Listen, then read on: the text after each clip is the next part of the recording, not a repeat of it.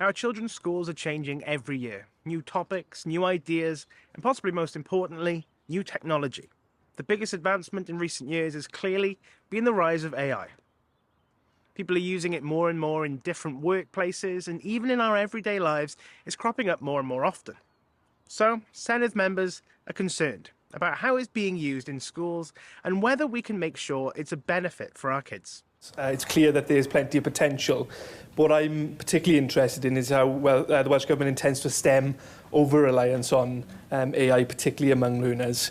There are a lot of unknowns here and a lot of gaps in the evidence, but a report commissioned by Oxford University Press, published last month, found that just 2% of students aged between 13 and 18 said they did not use AI for their schoolwork, while 80% said they regularly use it for their schoolwork. Of that same cohort, 62% said they believe AI is having a negative impact on their skills and development, effectively eroding their ability to research independently, study effectively, and think creatively. You make very important points there. Obviously there's a balance, isn't there? There are benefits and there are risks, and we're navigating new territory with all of these things.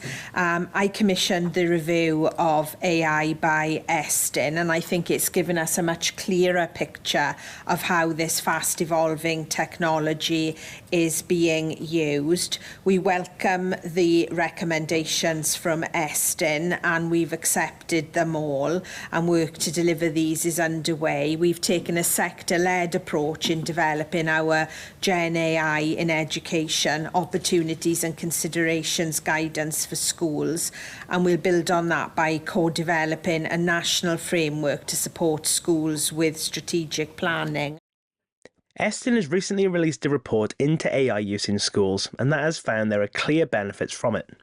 But it's the centre of the main argument around using artificial intelligence, particularly generative AI, which creates things using prompts. It can be used to help, but it certainly shouldn't be overused. The report found that generative AI offers real benefits for schools and workforce. It shared examples of schools using AI to boost engagement and improve efficiency. We've seen examples of schools using these tools in creative ways to personalise learning and support learners with complex needs. And you'll probably have seen that there are some case studies in the report, and I've asked to visit some of those schools to have a look at what they're doing. But obviously we also have to make sure that young people are able to think critically, that they don't over depend on this technology.